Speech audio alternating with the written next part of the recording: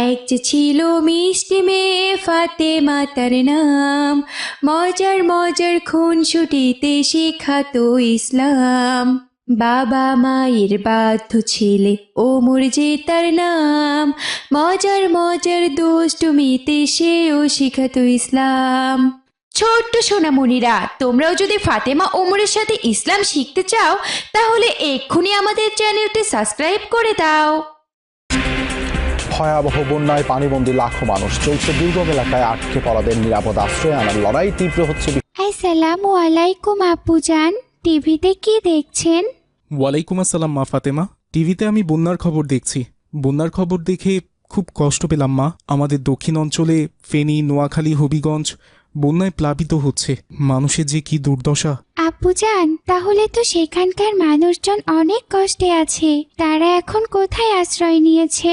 হ্যাঁ মা ফাতেমা, তাদের বাড়ি ঘর সব বন্যার পানিতে ডুবে গেছে।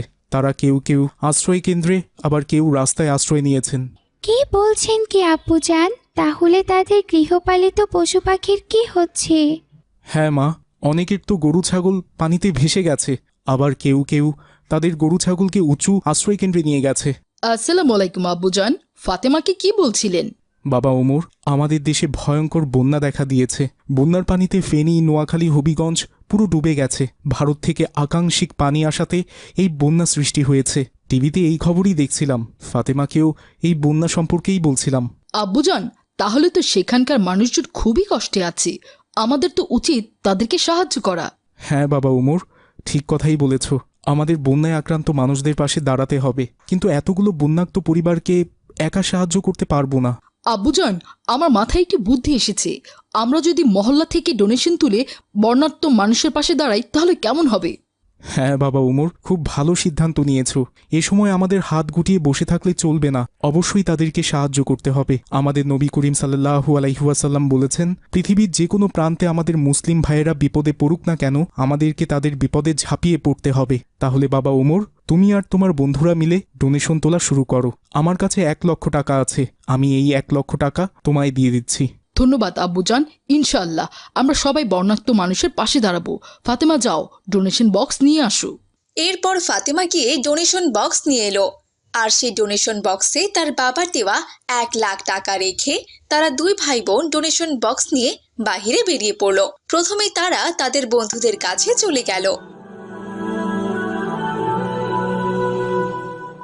শোনো বন্ধুরা, আমাদের নোয়াখালী, ফেনী, হবিগঞ্জের ভাইরা বন্যায় তারা তাদের বাড়িঘর সব হারিয়ে ফেলেছে। তারা এখন আশ্রয় কেন্দ্রেও ও রাস্তায় আশ্রয় নিয়েছে। আকস্মিক বন্যা চলে আসাতে তারা খুবই ক্ষতিগ্রস্ত হয়েছে।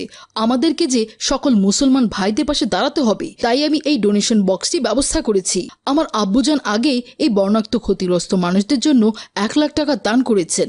আমরা এখন এই ডোনেশন বক্সটা নিয়ে মহল্লায় সকলের বাড়িতে যাব।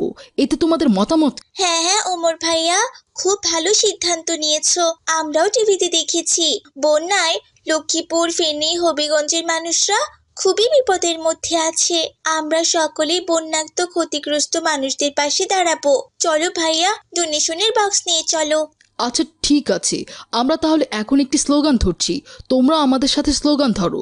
সাহায্য করুন, সাহায্য করুন, বন্যাক্ত মানুষদের সাহায্য করুন। সাহায্য করুন, সাহায্য করুন, বন্যাক্ত মানুষদের সাহায্য করুন। আসসালামু আলাইকুম চাচাজান। ওয়ালাইকুম আসসালাম বাচ্চারা, কি ব্যাপার? তোমরা বন্যাত্ম ক্ষতিগ্রস্ত মানুষদের জন্য ডোনেশন তুলছো নাকি?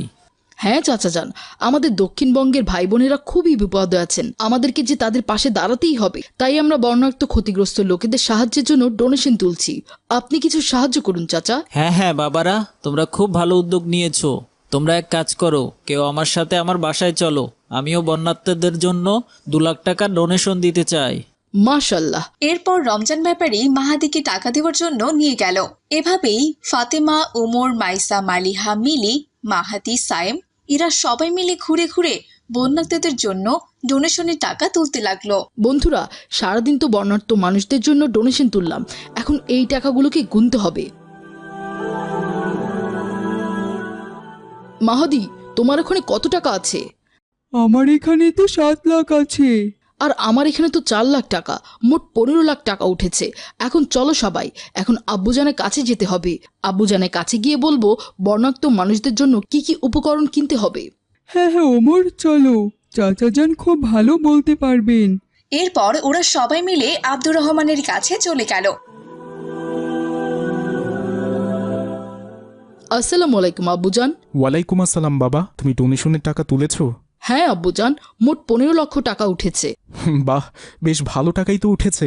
আব্বুজান, আমরা কি এখন এই টাকা দিয়ে বর্ণাঢ্য মানুষদের জন্য কিছু উপকরণ কিনতে পারি? মাশাআল্লাহ, খুব ভালো প্রশ্ন করেছো বাবা। শোনো, বন্যাক্ত মানুষজনের জন্য সবার আগে যেটা প্রয়োজন, খাবার, স্যালাইন, নিরাপদ পানি ও শুকনা খাবার। শোনো, তোমরা এই টাকা দিয়ে 10 প্যাকেট খাবার, স্যালাইন, 5 লিটার পানি এবং 2 কেজি করে শুকনা খাবার কিনবে। এই যেমন ধরো চিরা, মুড়ি, গুড়, এগুলো কাল একটা নৌকা ভাড়া করে নিয়ে যাব বন্যাক্ত ক্ষতিগ্রস্ত মানুষদের সাহায্য করতে। আচ্ছা ঠিক আছে আব্বুজান, আমরা কাল সবকিছুর ব্যবস্থা করছি। এরপর তারা সবাই মিলে সেখান থেকে চলে গেল আর বাজার থেকে শুকনো চিড়া, মুড়ি, গুড়, খাবার, স্যালাইন এবং পানি কিনে নিয়ে গেল।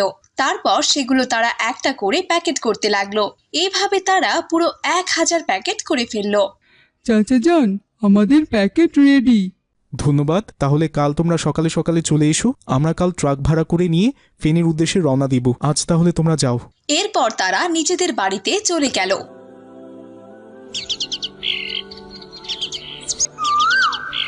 পরদিন সকাল হতে তারা সবাই মিলে ফাতেমা আর ওমরের বাড়িতে চলে এলো। এরপর তারা ট্রাকে করে সেই মালগুলো নিয়ে ফেনীর উদ্দেশ্যে রওনা দিল।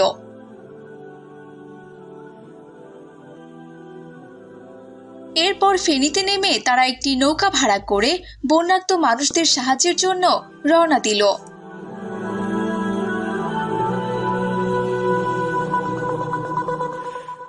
আব্বুজান, দেখেছেন মানুষের কি দুর্দশা? মানুষ টিনের চালের উপরে আশ্রয় নিয়েছে।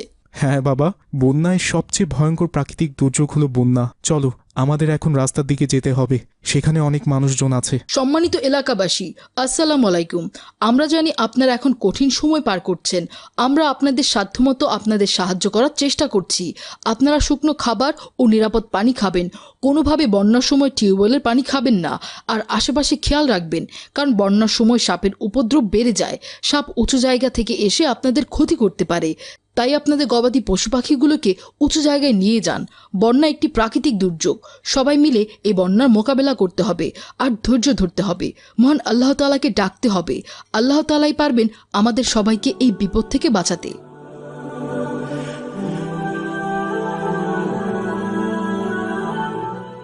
তো ছোট্ট বন্ধুরা, দেখলে তো আমাদের দেশে ফেনী, নোয়াখালী এবং গোপালগঞ্জের মানুষরা বন্যায় খুবই বিপদের মধ্যে আছে। আমরা যে যেখান থেকে পারি অবশ্যই তাদেরকে সাহায্যের হাত বাড়িয়ে দিব। আমাদের এই সাহায্যের কারণে তারা প্রাকৃতিক দুর্যোগ থেকে রক্ষা পাবে। আজ তাহলে এখানেই বিদায় নিচ্ছি ছোট্ট বন্ধুরা, ভালো থেকো তোমরা। আসসালামু আলাইকুম ওয়া রাহমাতুল্লাহ। রসুলপুর মহল্লায় গিরিধর শর্মা নামের এক লোক তার স্ত্রী সাবিত্রী ও তাদের একমাত্র মেয়ে নবিতাকে নিয়ে বাস করতেন।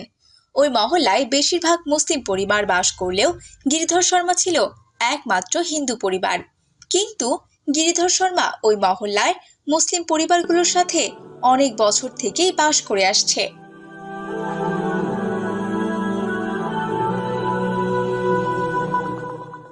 নবিতা, কেমন আছো তুমি? এই তো ফাতেমা, ঈশ্বরের কৃপায় ভালো আছি। তুমি কেমন আছো? আলহামদুলিল্লাহ, আমি আল্লাহর দয়ায় অনেক ভালো আছি। ফাতেমা, তোমার হাতে তো দেখছি একটা অফিস ব্যাগও আছে। তুমি অফিস ব্যাগ নিয়ে এসেছো কেন? আর বলো না নবিতা, আমার আব্বুজান আজ অফিসে ব্যাগ নিয়ে যেতে ভুলে গেছেন। কিন্তু এই ব্যাগে আব্বুজানের অনেক ইম্পর্টেন্ট ডকুমেন্টস আছে, তাই আমি মাদ্রাসায় যাওয়ার পথে আব্বুজানকে অফিস ব্যাগটা দিয়ে যাব। ও আচ্ছা, ঠিক আছে ফাতেমা, চলো একসাথে যাই। আমিও তো স্কুলে যাচ্ছি। তাই নাকি? তুমিও যাবে আমার সাথে নবিতা? আচ্ছা ঠিক আছে, চলো তাহলে একটা রিক্সা ডাকি।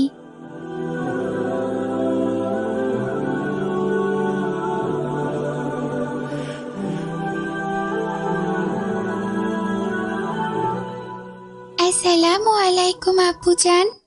ওয়ালাইকুম আসসালাম মা ফাতেমা, তুমি আমার অফিস ব্যাগটা নিয়ে এসেছো, আমি অনেক খুশি হয়েছি মা।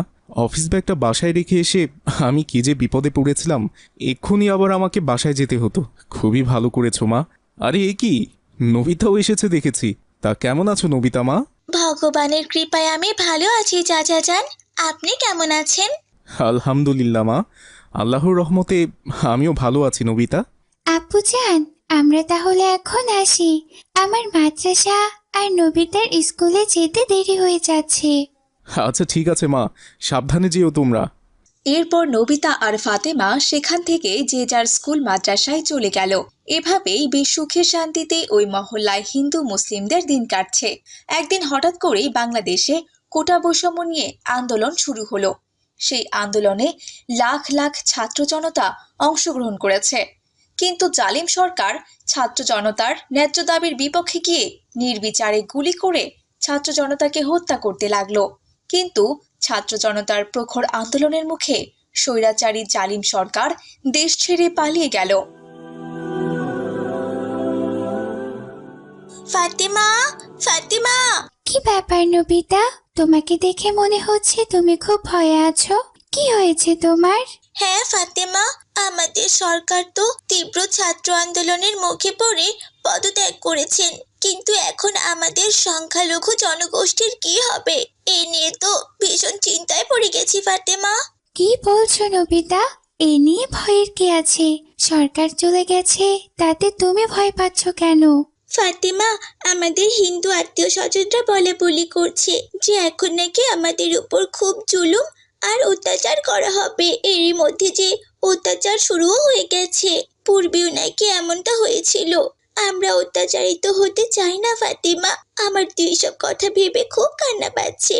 আরে নবিতা, এভাবে তুমি কান্না করছো কেন? তোমার কিচ্ছু হবে না, আমরা আছি না। এই রসুলপুর মহল্লায় আমরা সবাই একসাথে কতদিন ধরে বাস করে আসছি। কোনোদিন কি কোনো মুসলমান দ্বারা তোমরা অত্যাচারিত হয়েছো বলো? তা হয়নি ফাতেমা, কিন্তু সরকার চলে যাওয়াতে খুব ভয় করছে সবার। এই সরকার আমাদের হিন্দুদেরকে খুব ভালোবাসতো। শুনেছি আগের কোনো সরকার নাকি আমাদেরকে এতটা ভালোবাসতো না। পূর্বের সরকার হিন্দুদের অত্যাচার করতো কিনা সেটা আমি জানি না, তবে এই মহল্লায় হিন্দু বা সংখ্যালঘুদের যাতে কোনো সমস্যা না হয় আমরা মুসলমানরা সবাই মিলে সেই ব্যবস্থাই করব। আমি আজই আমার আব্বুজানের সাথে কথা বলবো। তোমার কোনো চিন্তা নেই নবিতা, যাও তুমি নির্ভয়ে স্কুলে যাও। তোমার কথা শুনে খুবই ভরসা পেলাম ফাতেমা। ঠিক আছে, আমি তাহলে এবার স্কুলে গেলাম। ভালো থেকো তুমি। এই কথা বলে নবিতা স্কুলে চলে গেল। দেখলে বন্ধুরা, নবিতা কত ভয় পেয়েছে।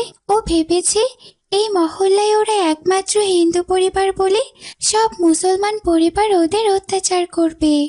ফাতেমা, আমিও আমারটা টিভিতে দেখলাম সারা দেশে হিন্দু লঘু পরিবারদের নির্যাতন করা হচ্ছে। অনেকে নির্যাতনের ভিডিওগুলো ফেসবুকেও ছাড়ছে। ও সব কিছুই গুজব ও মিথ্যা বানোয়াট। আমার কোনোভাবে বিশ্বাস হচ্ছে না যে মুসলিমরা হিন্দুদের উপর অত্যাচার করবে। তুমি তো জানো আমাদের নবী হযরত মুহাম্মদ সাল্লাল্লাহু আলাইহি ওয়াসাল্লাম তার বিদায় হজের ভাষণে বলেছেন, হে ঈমানদাররা, তোমরা নিজের ধর্ম কারো উপরে জোর করে চাপিয়ে দিও না। যে যার ধর্ম পালন করবে, কোনো প্রকার বাধা প্রদান করো না। মুসলিম জাতি যদি নবীর সেই ভাষণের কথা ভুলে না যায়, তাহলে কোনো মুসলমানই কোনো হিন্দুর উপর অত্যাচার করতে পারবেন না। আমি আজই এই বিষয়ে আব্বুজানের সাথে কথা বলবো। এখন চলো সবাই, আমাদের মাদ্রাসায় যেতে দেরি হয়ে যাচ্ছে। এ কথা বলে ফাতেমাও তার বন্ধুদের সাথে মাদ্রাসায় চলে গেল। এদিকে বিকেলবেলা আব্দুর রহমান তার অফিস থেকে বাড়িতে ফিরছিল। পথে ওই মহল্লার একমাত্র হিন্দু কর্তা গিরিধর শর্মা বাবুর সাথে তার দেখা হলো। নমস্কার আব্দুর রহমান ভাই। নমস্কার। আরে গিরিধর শর্মা যে, আপনাকে এত ভীতু সন্তুষ্ট দেখাচ্ছে কেন? আব্দুর রহমান ভাই, খুব চিন্তায় পড়ে গেছি। কি চিন্তা শর্মা দাদা? আর বলবেন না ভাই, আপনি তো জানেন আমাদের সরকার প্রখর ছাত্র আন্দোলনের মুখে পদত্যাগ করে এদেশ ছেড়ে পালিয়ে গেছে। এরপর টিভিতে দেখলাম বাংলাদেশের সকল জায়গায় সংখ্যালঘু জনগোষ্ঠীর উপর অত্যাচার হচ্ছে, তাদের ঘরবাড়ি সহ মন্দির পুড়িয়ে দেওয়া হচ্ছে। আমি আমার পরিবারকে নিয়ে খুবই চিন্তার মধ্যে আছি আব্দুর রহমান ভাই। এই মহল্লায় তো আমি একমাত্র হিন্দু পরিবার। এখন যদি কেউ এসে আমার পরিবারের উপর অত্যাচার করে, তখন আমার কি হবে ভাই? আরে শর্মা দাদা, কে বলেছে আপনাকে যে সারা দেশে হিন্দু পরিবারের উপর অত্যাচার হচ্ছে? আর কেই বা বলেছে যে মন্দিরে আগুন দেওয়া হচ্ছে, ভাঙচুর করা হচ্ছে? আপনি টিভিতে যে নিউজগুলো দেখছেন ও সবগুলোই মিথ্যে নিউজ। ওগুলো অনেক আগের ভিডিও, এখন ছাড়া হচ্ছে বিভ্রান্তি সৃষ্টি করার জন্য। এমন অনেক ভিডিও আছে যেগুলো আমাদের দেশেরও না। বিশেষ করে ভারতীয় গণমাধ্যমগুলো এসব গুজব বেশি বেশি ছড়াচ্ছে। ওসব গুজবে একদম কান দিবেন না দাদা। আপনার পরিবারের যাতে এই মহল্লায় কোনো সমস্যা না হয়, আমি তার ব্যবস্থাই করব। আপনি কোনো চিন্তা করবেন না দাদা। সরকার চলে যাওয়ায় সাময়িক আমরা সবাই একটু অসুবিধায় পড়েছি, তবে এই সমস্যা কিছুই না দাদা। এই সরকার দীর্ঘদিন ধরে যেভাবে মানুষের উপর অত্যাচার, জুলুম, নির্যাতন করেছিল এবং দেশ থেকে হাজার হাজার কোটি টাকা পাচার করেছে, ওই জালিম সরকার আর কিছুদিন থাকলে আমাদের দেশের অর্থনীতি একদম ভেঙে পড়ত। কিছু সংখ্যক মানুষ এই সরকার থাকার সময় নানান ক্ষেত্রে সুবিধা পেয়েছেন, কিন্তু বেশিরভাগ মানুষই সরকারের অন্যায়, অত্যাচার ও নির্যাতনের ভুক্তভোগী হয়েছেন। আমাদের মেধাবী ছাত্র জনতা প্রখর আন্দোলন গড়ে তুলে ওই জালিম স্বৈরাচারী সরকারের পতন ঘটিয়েছে। এই দেশে যেন এমন স্বৈরাচারী সরকার আর না আসতে পারে, আর কেউ কোনোদিন অত্যাচারিত না হয়, আমরা সবাই কাঁধে কাঁধ মিলিয়ে ব্যবস্থা করব। আপনিও এই অন্তর্বর্তীকালীন সরকারকে সাহায্য করুন দাদা। ঠিক কথাই বলেছেন ভাই। আমিও শুধু শুনেছি হিন্দুদের উপর অত্যাচার হচ্ছে, কিন্তু এখনো নিজের চোখে দেখা হয়নি। আবার আত্মীয় স্বজন যারা ছিল তাদেরকে আমি ফোন করেছিলাম, তারা বলেছে তারা সবাই নিরাপদে আছে। কিন্তু তবুও ভাই, গণমাধ্যমের এসব খবর দেখে খুবই ভয় লাগছে। শোনেন গিরিধর শর্মা দাদা, কোনো ভয় নেই। আমি পুরো বাংলাদেশের খবর নিয়েছি। কোথাও হিন্দুদের উপর কোনো ধরনের কোনো অত্যাচার করা হয়নি। দুই একটা বিচ্ছিন্ন ঘটনা ছাড়া সব হিন্দু সংখ্যালঘু পরিবার নিরাপদে আছে। তাছাড়াও পলাতক স্বৈরাচারী সরকারের অনেক দোসররা দুই এক জায়গায় আগুন লাগিয়ে বিশৃঙ্খলা করার চেষ্টা করেছে। তবে আমাদের বৈষম্য বিরোধী ছাত্র জনতা পুরো বাংলাদেশের সংখ্যালঘু জনগোষ্ঠীর জানমালের নিরাপত্তা দিচ্ছে। তারা রাত জেগে বসে বসে মন্দির পাহারা দিচ্ছে। এই বাংলাদেশটা আপনার আমার সবার দাদা, তাই গুজবে কান না দিয়ে আমরা সবাই মিলে এই দেশটাকে সুন্দর করে সাজাবো। আপনিও চিন্তা করবেন না। আমি আমার ছেলে ওমর, মাহাদি এবং সায়েমকে পাঠিয়ে দিব। ওরাই রাত জেগে আপনার বাড়ি ও মন্দির পাহারা দিবে। তাহলে তো খুবই ভালো হয় আব্দুর রহমান ভাই। হ্যাঁ ভাই, অবশ্যই। আপনি এখন বাড়িতে যান, আমি সমস্ত ব্যবস্থা করছি। এরপর গিরিধর শর্মা বাবু সেখান থেকে চলে গেল। আর আব্দুর রহমান বাসায় গিয়ে গিরিধর শর্মা বাবুর সম্পর্কে সমস্ত ঘটনা ওমরকে খুলে বলল। তাই নাকি আব্বুজান?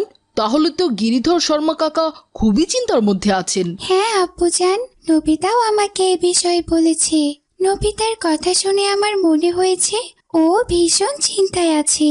বাবা ওমর, শোনো, এখন দেশে একটা ক্রান্তিকাল চলছে। কিছু অসৎ মানুষের জন্যই এমনটা হচ্ছে। তাই যতদিন দেশ স্বাভাবিক না হচ্ছে, তুমি, মাহাদি আর সায়েম মিলে গিরিধর শর্মা দাদার বাড়ি আর মন্দির পাহারা দিবে, ঠিক আছে? আচ্ছা ঠিক আছে আব্বুজান, আপনি কোনো চিন্তা করবেন না। গিরিধর শর্মা কাকার পরিবারে আমরা কোনো অসুবিধা হতে দেব না। আমি এক্ষুনি যাচ্ছি মাহাদি আর সাইমের সাথে এই বিষয়ে আলোচনা করতে। এই কথা বলে ওমর সেখান থেকে চলে গেল। ওমর গিয়ে তার বন্ধু মাহাদি আর সায়েমকে বুঝিয়ে তাদেরকে সঙ্গে নিয়ে রাত করে গিরিধর শর্মা বাবুর বাড়ি আর মন্দির পাহারা দিতে লাগলো।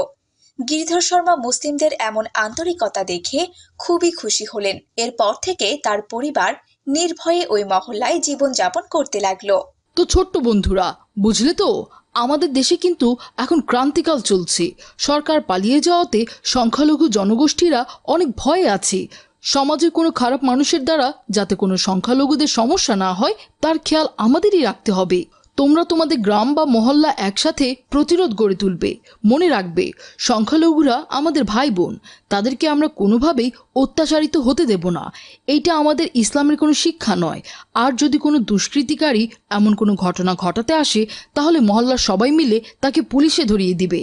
আমরা আমাদের এই দেশটাকে সত্যিকারের সোনার বাংলায় পরিণত করব ইনশাআল্লাহ। আজ তাহলে এখানে বিদায় নিচ্ছি বন্ধুরা, ভালো থেকো তোমরা। আসসালামু আলাইকুম ওয়া রাহমাতুল্লাহ। রসুলপুর মহল্লায় মাহাদি নামের এক দুরন্ত ছেলে বাস করত। সে প্রায় সময় এমনভাবে মিথ্যা কথা বলতো যে কোনোভাবেই তাকে ধরা যেত না। মিথ্যা কথা বলার পাশাপাশি তার চুরি করার স্বভাবও আছে। তার বাবা মা তাকে সব সময় এই নিয়ে বকাঝকা করত। মাহাদি বাড়িতে আসে। ওর বাবা রমজান বলল, দেখো বাবা, তুমি যা করছো তার জন্য তোমাকে কঠিন আযাব ভোগ করতে হবে। আল্লাহ তাআলাকে ভয় করো তুমি। তোমার বাবা ঠিকই বলেছেন, আমাদের তো আলহামদুলিল্লাহ কোনো কিছুর অভাব নেই, তাহলে কেনই বা তুমি এত মিথ্যা কথা বলো? আর কেনই বা মানুষের জিনিস তোমায় চুরি করতে হয়? আমাকে একটু বলবে কেন তোমায় এমনটা করতে হয়? আমাদের তো ধন সম্পত্তির কোনো কিছুরই অভাব নেই।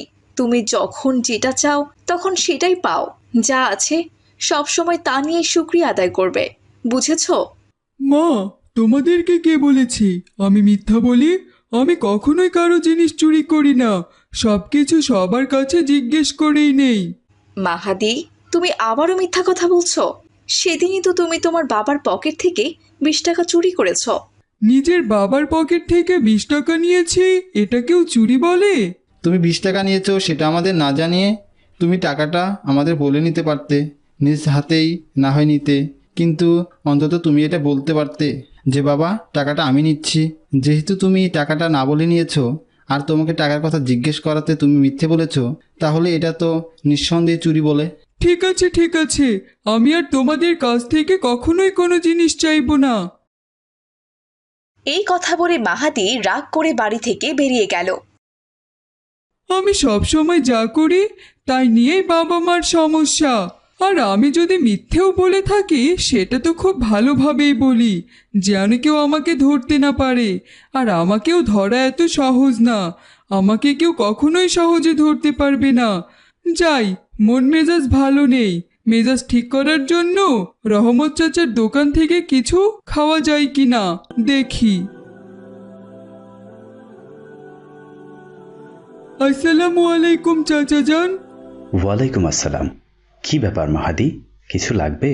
হ্যাঁ চাচা যান, খাওয়ার জন্যই তো আসলাম। দেন, আমায় 1 কাপ চা দিন। আচ্ছা ঠিক আছে বাবা। রহমত যখন চা বানাচ্ছিল তখন মাহাদি বুঝতে পারল তার ক্ষুধা লেগেছে, কিন্তু চা ছাড়া খাওয়ার মতো তার কাছে কোনো টাকা নেই।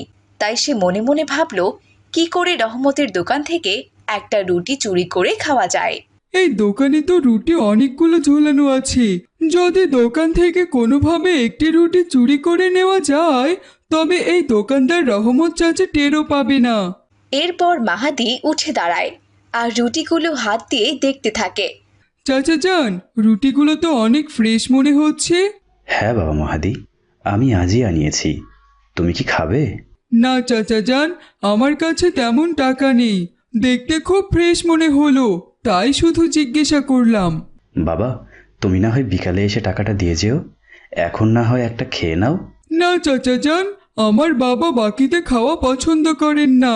বাবা যদি জানতে পারে আমি বাকিতে কিছু খেয়েছি তাহলে আমাকে খুব বকাবকি করবে। আর আমিও বাকিতে খাওয়া পছন্দ করি না, একেবারে টাকা আনলে তবেই খাবো। আচ্ছা চাচা যান, আপনার দোকানের দেওয়ালে ওটা কি ঝুলছে? রহমত দোকানের দেয়ালের দিকে তাকাতেই মাহাদি রহমতের দোকান থেকে একটি রুটি চুরি করে নিয়ে তার পকেটে ঢুকিয়ে রাখলো।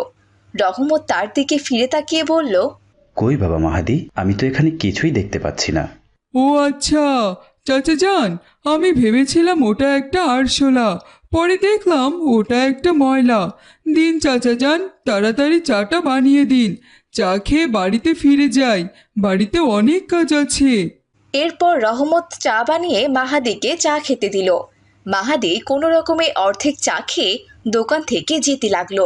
মাহাদি কিছু দূর যাওয়ার পর দোকানদার দেখলো মাহাদির পকেটে তার রুটির কাগজটি দেখা যাচ্ছে। আরে, মাহাদির পকেটে আমার দোকানের রুটির কাগজ দেখা যাচ্ছে না। দেখি তো, আমি আমার দোকানের রুটি ভালো করে গুনে দেখি তো। রহমত সন্দেহবশত তার দোকানের রুটিগুলো গুনতে লাগলো, আর রুটিগুলো গুনে দেখলো সেখানে 14টি রুটি আছে। তাই রহমত তার দোকানের আশেপাশের লোকজনকে জড়ো করে বলল, এই যে ভাইরা, তাড়াতাড়ি এদিকে আসুন, ওই যে মাহাদি যাচ্ছে, ওকে ধরতে হবে। ও আমার দোকান থেকে একটা রুটি চুরি করে নিয়ে চলে গেছে, এটাও অন্যায় কাজ করেছে। এটা ওকে বোঝাতে হবে যে চুরির শাস্তি খুব ভয়ঙ্কর। সবাই তাড়াহুড়ো করে মাহাদির দিকে যেতে লাগলো এবং মাহাদিকে ধরে ফেললো।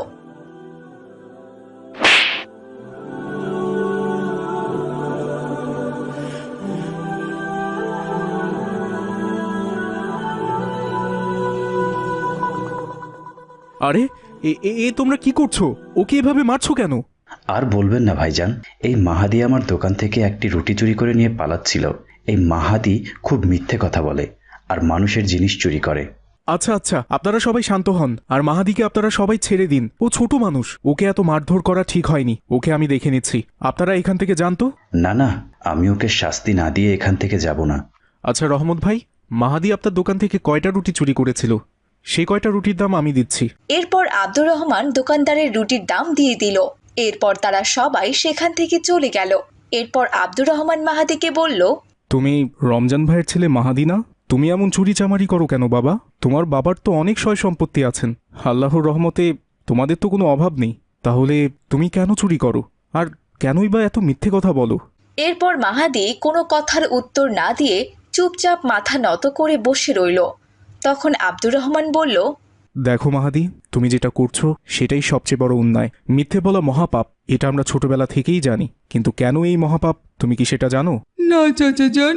এই যে আমরা একটা অন্যায় করি, এখন ধরো তুমি চুরি করেছো এবং সেই চুরিটা ঢাকার জন্য তুমি একতরফা মিথ্যে কথা বলছো, তার মানে অন্যায়ের উপর আরও বড় অন্যায় করা। অনেকটা শাক দিয়ে মাছ ঢেকে রাখার মতো। যে কোনো অন্যায় করো না কেন, সেটাকে ঢাকতে হলে অবশ্যই তোমাকে মিথ্যে কথা বলতে হবে। এজন্য মিথ্যে বলা মহাপাপ। তুমি যদি মিথ্যে কথা বলা ছেড়ে দাও, তাহলে তুমি দেখবে তুমি আর কোনো অন্যায় করতে পারছো না। যদি তুমি সত্য বলো, তাহলে তোমার মধ্যে ভয় থাকবে, না জানি তুমি কোনো অন্যায় করে ফেলো, আর সেটার জন্য ধরা পড়ে গেলে তোমাকে সত্য বলতে হবে। এবার বুঝতে পেরেছো? মাহাদি অবাক হয়ে আব্দুর রহমানের দিকে তাকালো। সে এতদিন মিথ্যা কথা বলে কি যে অন্যায় করেছে তা সে বুঝতে পারল। আব্দুর রহমান তাকে আরো ভালো করে বোঝানোর জন্য বলল, আমাদের দেশে মিথ্যে বলার জন্য হয়তোবা তেমন কোনো শাস্তি নেই, কিন্তু মধ্যপ্রাচ্যের দেশগুলোতে অর্থাৎ আরব দেশগুলোতে মিথ্যে বলার জন্য জিহ্বা কেটে নেওয়া হয় এবং চুরি করার জন্য একবারে 2 হাত কেটে ফেলা হয়। এই দুটোই হলো ইসলামিক শরীয়ত সম্মিলিত মিথ্যেবাদী আর চোরের শাস্তি। পৃথিবীতে যদি তাদেরকে এমন শাস্তি দেওয়া হয়, তবে চিন্তা করো মৃত্যুর পরে তোমাকে কবরে কতটা ভয়ানক শাস্তি দেওয়া হবে। আব্দুর রহমানের কথা শুনে মাহাদি ভয় পেয়ে গেল। আমাকে ক্ষমা করে দিন চাচা যান, আমি আর কখনোই মিথ্যে বলবো না, আর কখনো চুরিও করব না। তুমি আল্লাহ তাআলার কাছে ক্ষমা চেয়ে নিও, তিনি সর্বোত্তম ক্ষমাশালী। আর চেষ্টা করো নিজেকে পরিবর্তন করার। এরপর থেকে মাহাদি ধীরে ধীরে নিজেকে পরিবর্তন করতে লাগলো। ধীরে ধীরে মাহাদি মিথ্যে কথা বলা ছেড়ে দিল, এবং মিথ্যে কথা ছেড়ে দেওয়ার সাথে সে চুরি চামারিও ছেড়ে দিল। এরপর থেকে মাহাদি আর কখনোই চুরি চামারি করে না। সে তার বাবা মায়ের সাথে সুখে শান্তিতে দিন কাটাতে থাকে।